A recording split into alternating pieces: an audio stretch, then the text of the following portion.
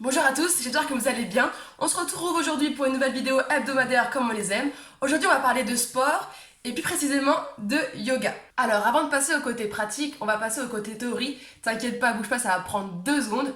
Déjà, qu'est-ce que le yoga? Parce qu'avant de faire de la pratique, il faut savoir un petit peu c'est quoi. Donc personnellement pour moi, le yoga, c'est une pratique sportive douce qui va regrouper à la fois le corps et l'esprit par le biais d'une variété énorme d'exercices. Donc tu as 3 différentes postures. La première, c'est les postures physiques qui s'appellent les asanas. Ensuite, tu as les postures respiratoires qui s'appellent le pranayama. Et en dernière, tu as la relaxation profonde qui s'appelle le yoga nidra. Pour le coup, je ne sais pas du tout si je prononce bien, je ne suis pas une pro de yoga.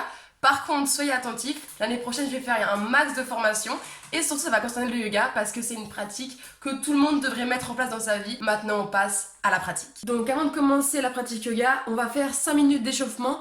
Pourquoi? Parce que d'une, même si c'est une pratique douce, c'est quand même une pratique de sport et avant toute activité physique, on fait un échauffement. Oui, on est d'accord? Pas trop. Mais voilà, faites attention à vous, un accident est très vite arrivé, donc échauffez-vous. Parole de coach. 5 minutes d'échauffement. On va faire des jumping jacks, des montées de genoux, les gammes, vraiment les classiques. 5 minutes ça passe vite, donc franchement faites-le, c'est pas négligé. Et donc pourquoi on fait un échauffement? Parce que comme je l'ai dit, le yoga c'est une pratique douce, mais une pratique sportive. Donc faut savoir que pour faire du sport, on a besoin de nos muscles. Nos muscles, ils ont des fibres. Et après le fait en fait d'étirer nos muscles, ça va étirer les fibres. Donc c'est un peu comme une sorte d'élastique. Donc si tu ne t'échauffes pas avant, tu vas tirer ton muscle, tirer l'élastique. Et après, à tout moment, ça peut péter si c'est pas chaud. Et à ce moment-là, je te dis pas comment tu es dans la mouise. Donc échauffe-toi.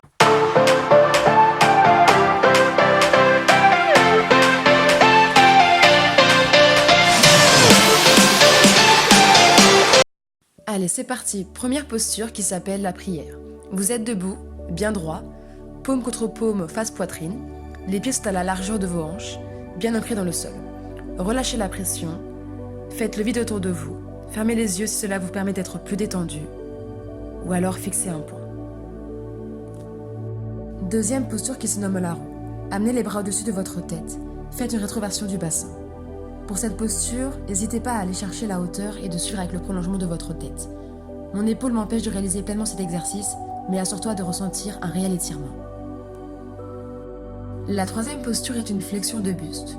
Genoux fléchis, dos rond. Descendre les bras et toucher le sol avec vos mains, si cela est possible.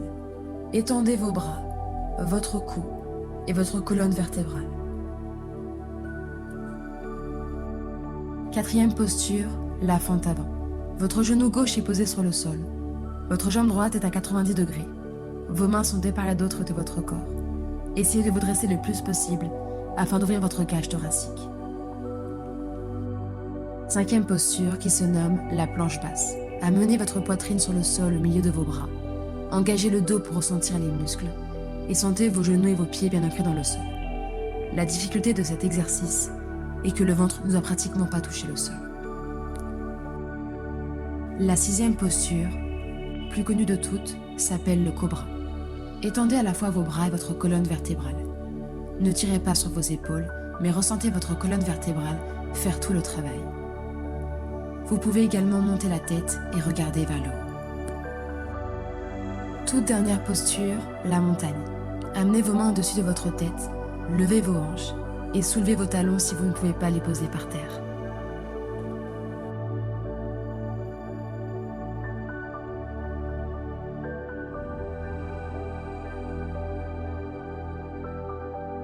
Donc personnellement, je vous conseille de faire ce circuit 3 fois.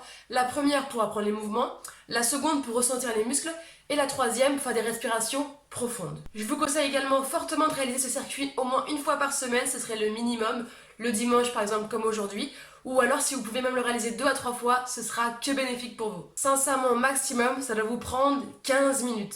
15 minutes dans une journée, c'est strictement rien. Alors commence pas à me dire j'ai pas le temps, je dois faire ça, je dois faire ci. Fais ces 15 minutes de yoga et tu verras les résultats d'ici peu. Bon, en tout cas, j'espère que la vidéo vous aura plu. N'hésitez pas à vous abonner et à activer les notifications pour recevoir toutes mes vidéos. Et je vous dis à la prochaine!